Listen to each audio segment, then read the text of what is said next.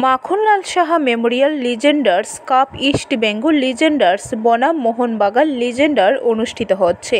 আগরতলা উমাকান্ত মাঠে খেলার শুভ সূচনা করলেন মুখ্যমন্ত্রী ডক্টর মানিক সাহা। এছাড়াও উপস্থিত ছিলেন ক্রীড়া দপ্তরের মন্ত্রী টিঙ্কু রায়, ফুটবল অ্যাসোসিয়েশন অব ইন্ডিয়ার সভাপতি কল্যাণ চৌবে সহ অন্যান্যরা। এই ম্যাচে উভয় দল ভালো খেলা উপহার প্রদর্শন করেন। মুখ্যমন্ত্রী এদিন বক্তব্য রাখতে গিয়ে দুই দলের খেলোয়াড়দের শুভেচ্ছা জানান।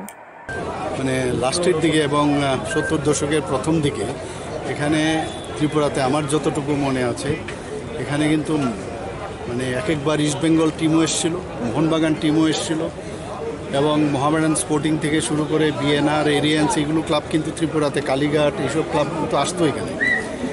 তো এতদিন বাদে আমরা দেখলাম যে আমাদের ত্রিপুরা সরকারের স্পোর্টস ডিপার্টমেন্টের তরফ থেকে আমরা ইনফ্রাস্ট্রাকচার, বিশেষ করে ফুটবল গ্রাউন্ড আমরা অনেক জায়গায় আপনারা দেখেছেন যে সিনথেটিক যে টার্ফ ফুটবল গ্রাউন্ড আমরা বহু জায়গায় করেছি, 9টা হয়ে গেছে, আরও 3-4টা এর মধ্যেই হয়ে যাবে।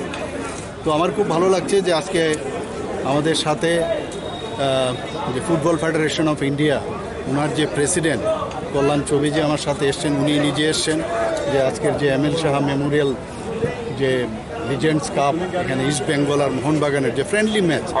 ব্যুরো রিপোর্ট, খবর ত্রিপুরা।